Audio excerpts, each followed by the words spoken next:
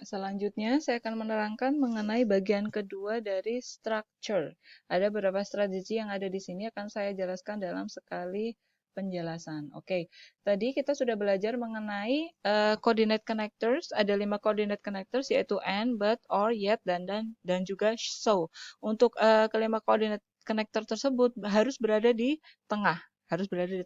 Dan coordinate connectors tadi itu menghubungkan antara satu pasang subjek dan verb sebelah kiri dengan satu pasang subjek dan verb sebelah kanan.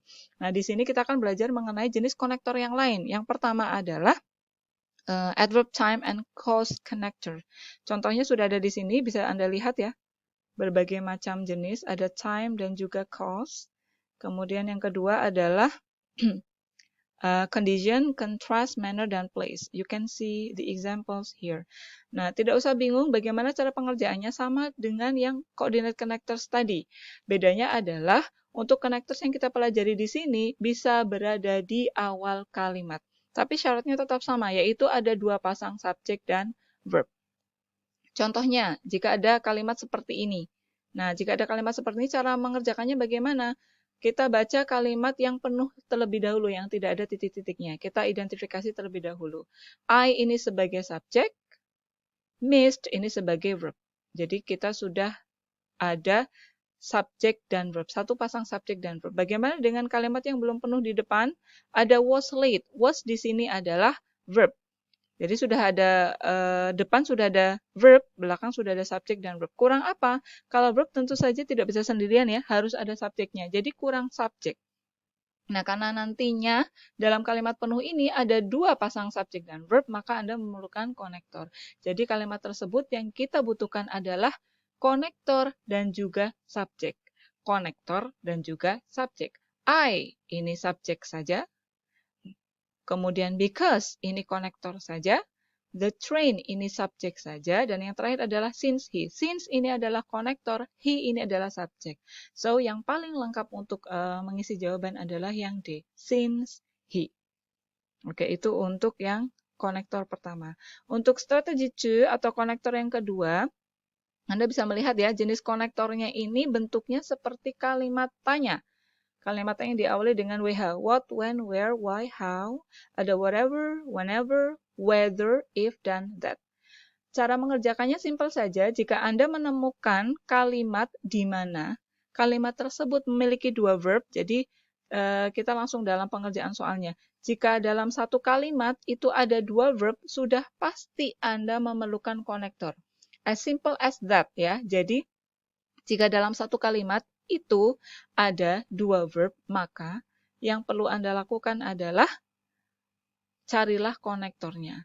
Contoh di sini ada kalimat was ya, ada kalimat was. Kemudian ada kata cause. Was dan cause ini dua-duanya adalah verb. Jadi kesimpulannya kalimat tersebut memiliki 2 verb. Kalau memiliki 2 verb berarti langsung cari konektornya. Mana yang ada konektornya? Ada that he dan ada because. Mana yang kita pilih?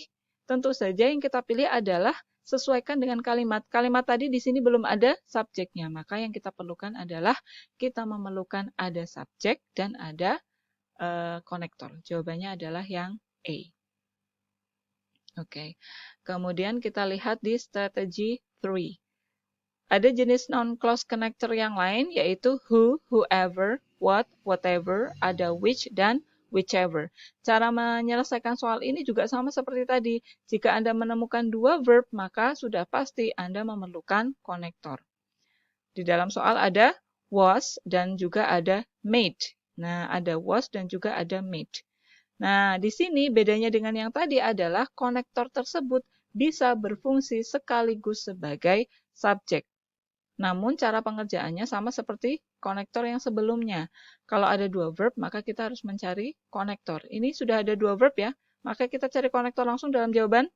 It bukan konektor, the story bukan konektor. Konektornya hanya ada di jawaban C dan D. Jawaban C dan D. Maka kita pilih salah satunya tergantung dengan konteks yang ada. Kita masukkan ke dalam konteks.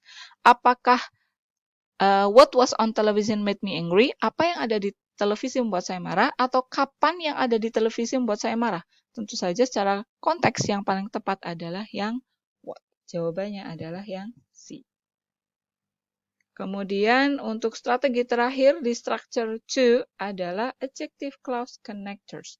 Ada 3 jenis connectors di sini, yaitu whom, which, dan that. Nah, whom digunakan hanya untuk people atau orang, which digunakan hanya untuk benda atau thing, sementara that bisa digunakan untuk kedua-duanya.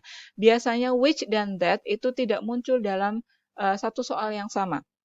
Jadi which dan that itu biasanya tidak muncul dalam satu soal yang sama. Cara membedakannya is simple. Kita lihat saja dulu apakah itu untuk orang atau untuk benda. Jadi kalau who depannya langsung itu harus berupa orang, whom juga sama, depannya langsung itu harus berupa orang.